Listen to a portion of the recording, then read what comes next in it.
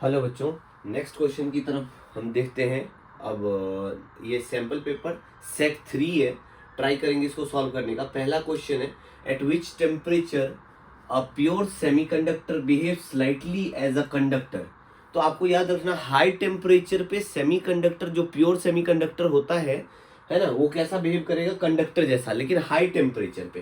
तो इसका आंसर होना चाहिए high temperature. Next question, in circuit shown below, यहाँ पे हमारे पास एक सर्किट है गिवन है।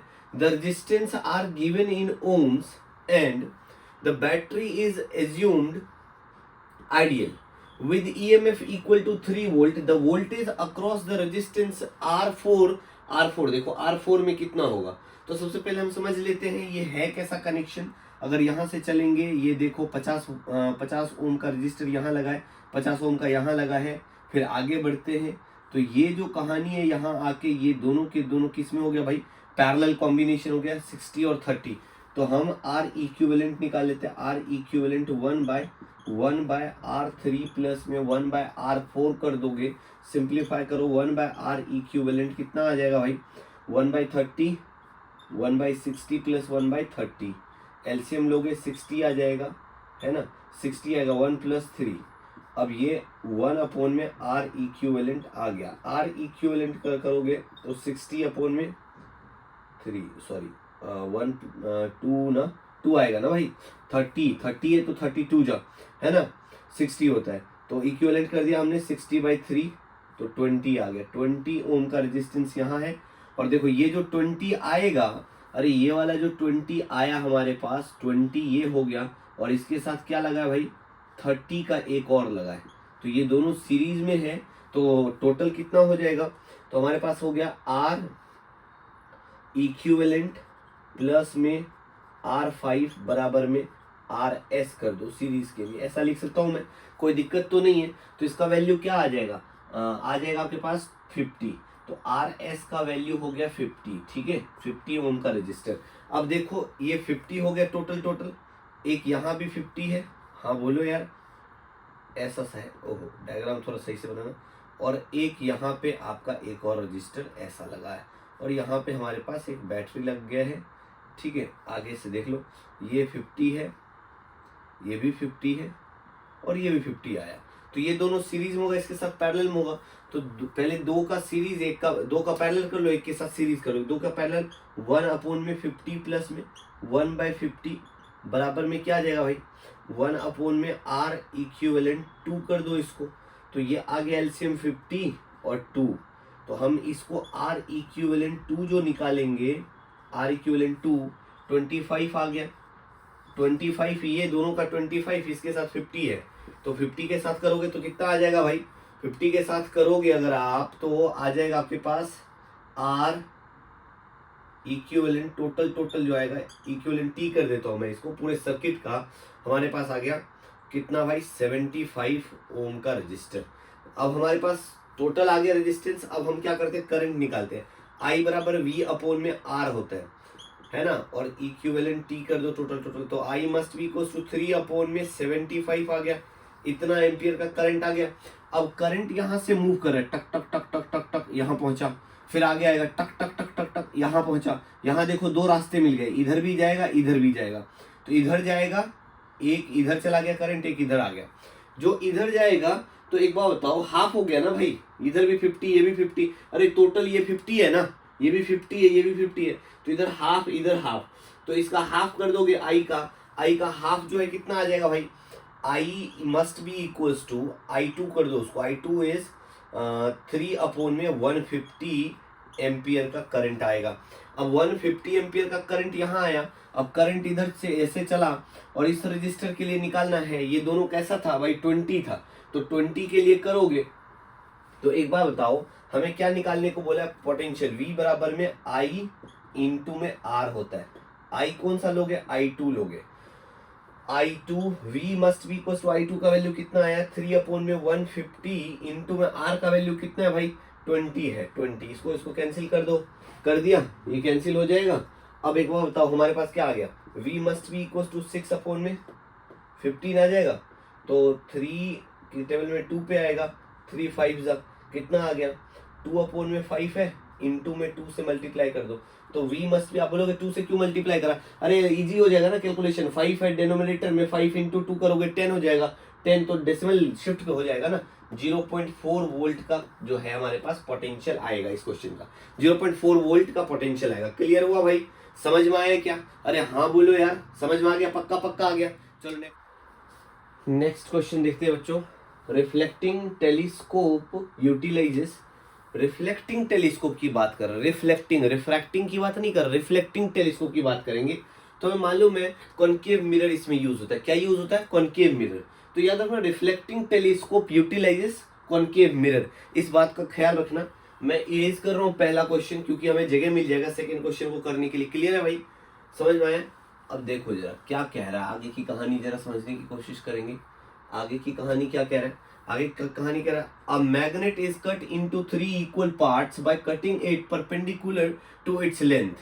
The time period of original magnet is t naught in a uniform magnetic field B, then the time period of each part in the same magnetic field is कितना होगा। हम सबसे पहले टाइम की बात करते हैं। टी नोट का फॉर्मूला याद होगा यार, क्या था, याद है फॉर्मूला, याद है टी नोट का क्या था, 2 pi under root moment of inertia upon में mb।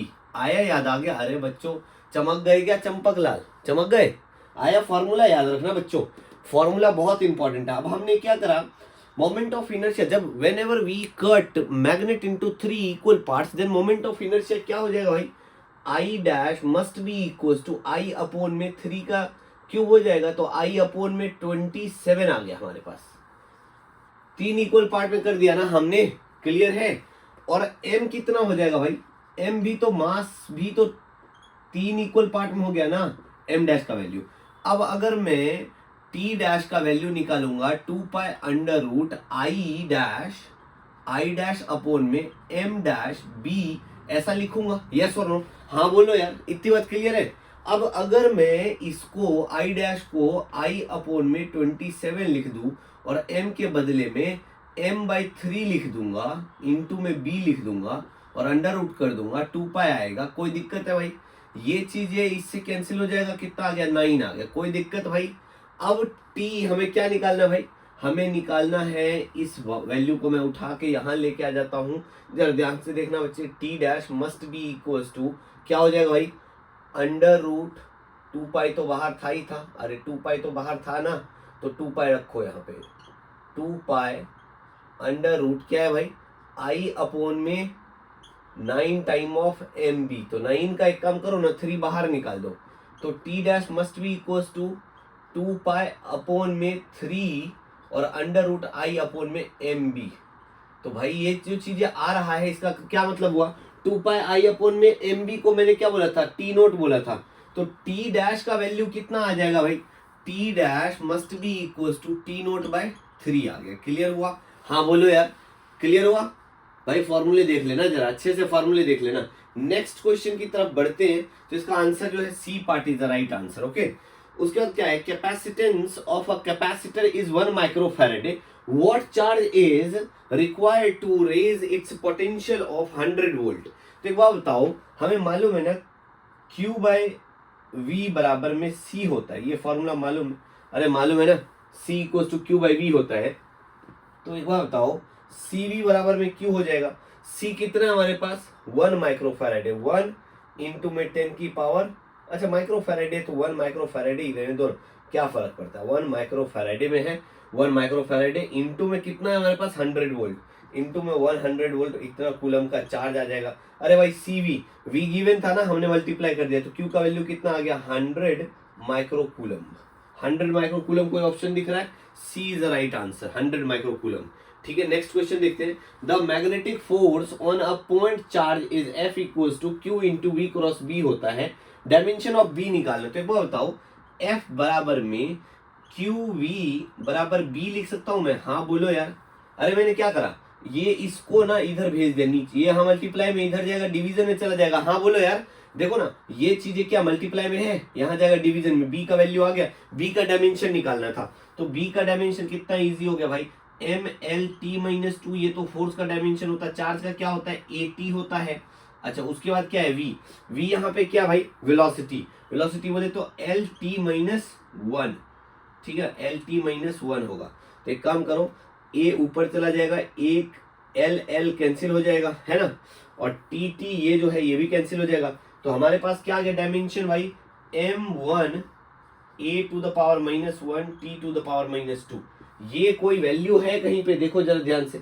तो डी ऑप्शन नहीं, डी नहीं है, डी नहीं है, डी नहीं है, डी नहीं है, A option, A option is the right answer. A option सही है भाई, ए ऑप्शन सही है। समझ में आया क्या? अरे हाँ बोलो यार, समझ में आया क्या? पक्का पक्का।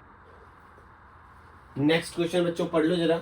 The direction of induce current in the loop ABC is, देखो एबीसी लूप हमारे पास ऐसा गिवन है, ए सी बी ऐसा लूप गिवन है राइट, और करंट वायर में एक्स से वाई तक जा रहा है। तो पहले करंट एक्स से चला होगा, तो अब देखो नजदीक आएगा तो फ्लक्स का चेंजेस होगा, तो पहले ए में होगा, फिर सी में होगा, फिर बी में होगा, ऐसे चेंजेस होगा है ना। ए सी बी के अलावा होना चाहिए, बट इंड्यूस करंट उसने पूछा है, क्या पूछा पता है? Induce current. Induce current is always change of flux के ऑपोजिट डायरेक्शन में होगा। तो आप देख रहे हो फ्लक्स का चेंजेस किस में हो रहा है? ए सी बी में हो रहा है।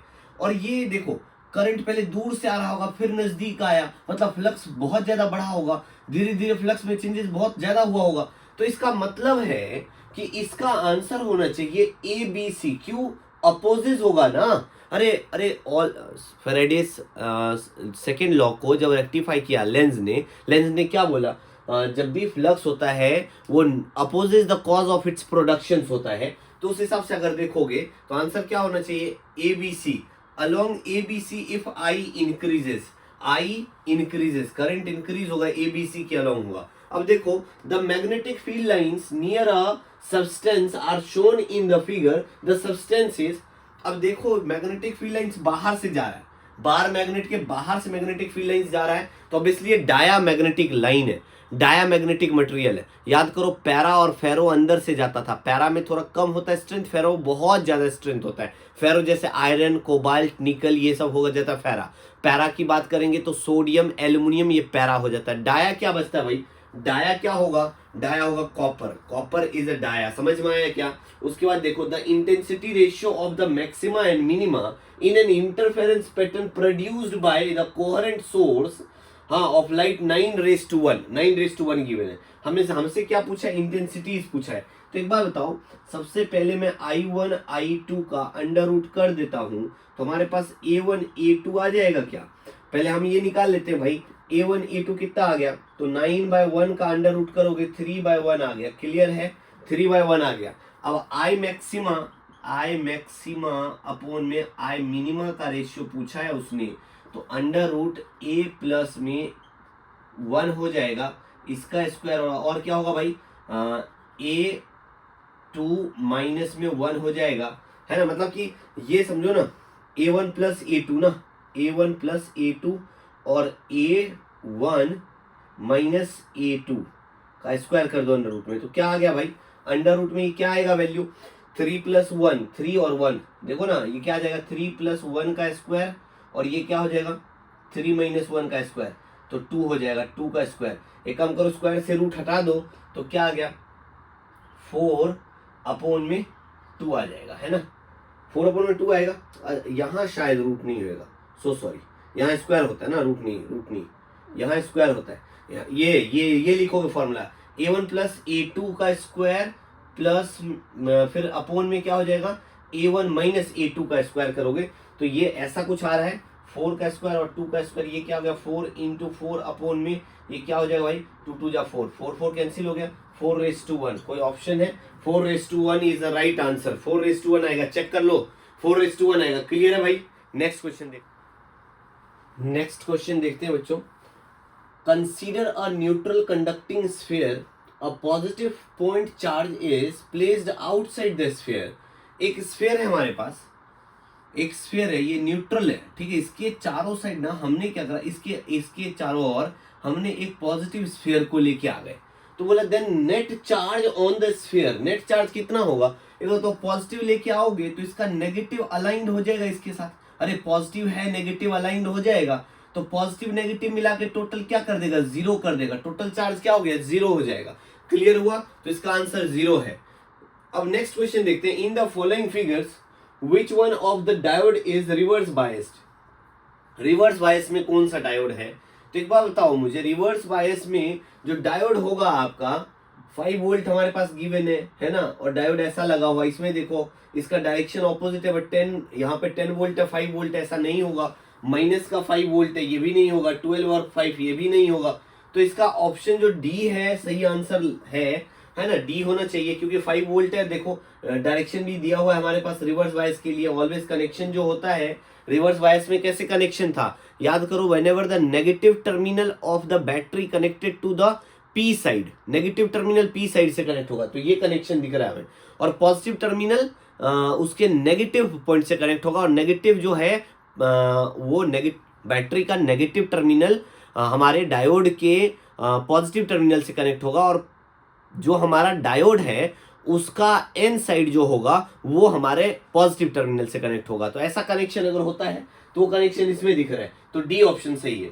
अब बोला है figure shows 3 transparent media of refractive index μ1 μ2 μ3, a point object O is placed in the medium μ2 में रखा गया। If the entire medium on the right of the sphere या spherical surface has refractive index μ1, the image forms at O. If this entire medium has refractive index μ3, the image forms O double dash. In the situation shows in the figure, जो कि दिया हुआ है, बताओ image कैसा बनेगा। तो एक बार बताओ, हमारे पास 3 मीडियम है, एक में ऑब्जेक्ट रखा है, 2 में इमेज बनेगा, अरे 2 में इमेज बनेगा, ये क्लियर है। और वो बोल रहा है एक बार इमेज कहाँ O डैश पे बन रहा है, एक बार O डबल डैश पे बन रहा है, तो इसका आंसर क्या होना चाहिए, 2 image forms in medium 3 and 1 at O dash and at O double dash respectively। Clear हुआ क्या, समझ में आया क्या? लिख लो ये क्वेश्चन। चलो नेक्स्ट करते हैं, नेक्स्ट क्वेश्चन देखते हैं। The de Broglie equation has significance for any microscopic and sub microscopic particle. Question समझ में आया? रीजन बोल रहा है the de Broglie wavelength is inversely proportional to the mass of object if the velocity is constant. बिल्कुल बात सही है ना यार, डी ब्रोगली वेवलेंथ क्या था, h ओवर में p ना mv, v कांस्टेंट है, किसके इनवर्सली प्रोपोर्शनल होगा, किसके इनवर्सली प्रोपोर्शनल होगा, m के। बिल्कुल ठीक बोला है, पहला वाला भी ठीक है, दूसरा वाला भी ठीक है, तो इसका असर्शन रीजन दोनों सही है, करेक्ट एक्सप्लेनेशन है। नेक्स्ट देखते हैं, the capacity of a conductor under given circumstances remains constant irrespective of charge present on it. ठीक है जी, समझ में आया? ठीक है, capacity depends on the shape. जो कैपेसिटी होता है कैपेसिटर का, वो किस पे डिपेंड करता है, शेप एंड साइज पे। याद करो ना, कैपेसिटर जो है वो एक डिवाइस है, जो मान लो एक बॉटल है, बॉटल में जितना पानी आएगा उतना ही भरेगा ना। वैसे फॉर्मूला तो आप लोग जानते हो, फॉर्मूला क्या लिखते हो, C = Q/V। आप बोलोगे सर Q बढ़ाएंगे तो C बढ़ेगा ना, और V बढ़ाएंगे तो C कम हो जाएगा, बट ऐसा है नहीं, एक्चुअली वो फिक्स्ड है। It does not depends on charge, it is independent of charge and potential difference. It depends on shape and size of the capacitor। समझ में आया क्या, shape and size of the capacitor. क्यों, capacitor तो fixed होता है ना भाई। अगर एक बॉटल है 1 लीटर का है, उसमें 1 लीटर ही पानी आएगा ना, उसके बाद पानी डालते जाओ और ओवरफ्लो हो जाएगा। उसी तरह कैपेसिटेंस जो है कैपेसिटर के लिए फिक्स्ड होता है। वो दोनों बातें सही हैं, ये भी करेक्ट एक्सप्लेनेशन है। नेक्स्ट देखते हैं, thin film such as soap bubble or a thin layer of oil on water shows beautiful color when illuminated by monochromatic light. The color are obtained by the dispersion of light ना, dispersion of light इसको नहीं कहते। dispersion of light तो वो था कि जो छोटे छोटे वाटर ड्रॉपलेट्स पे सनलाइट के प्रेजेंस में जब व्हाइट लाइट उससे पास करता था तो उसमें क्या होता था, 7 डिफरेंट कलर में वो डिवाइड हो जाता था। That is the dispersion of light. Dispersion natural phenomena, हमने वो देखा था। ये जो बोला thin film of soap bubble या तो थिन फिल्म ऑफ ऑयल, ये जो वाटर पे होता है, ये तो क्या है, इंटरफियरेंस पैटर्न की वजह से होता है, और कंस्ट्रक्टिव डिस्ट्रक्टिव इंटरफियरेंस होगा इसका रीजन। तो भाई रीजन इसका गलत है, एसर्शन सही है, एसर्शन सही है, रीजन गलत है। क्लियर हुआ, समझ में आया? लिख लो। हेलो बच्चों, तो ये क्वेश्चन देखते हैं, क्वेश्चन नंबर 16। एसर्शन क्या कह रहा है, at resonance the current becomes minimum in series LCR circuit ना। We know that at the resonance condition we get maximum current कब मिला था, जब XL XL XC के इक्वल था, है ना, तभी हमें मैक्सिमम करंट मिला था। तो यहाँ बोल रहा मिनिमम मिलेगा क्या? नहीं, बिल्कुल नहीं, एसर्शन तो गलत है। रीजन देखते हैं, at resonance voltage and current are in phase in a series LCR। Yes, बिल्कुल बात सही है, रीजन सही है, एसर्शन गलत है। क्लियर हुआ, समझ में आया क्या? चलो आगे करते हैं।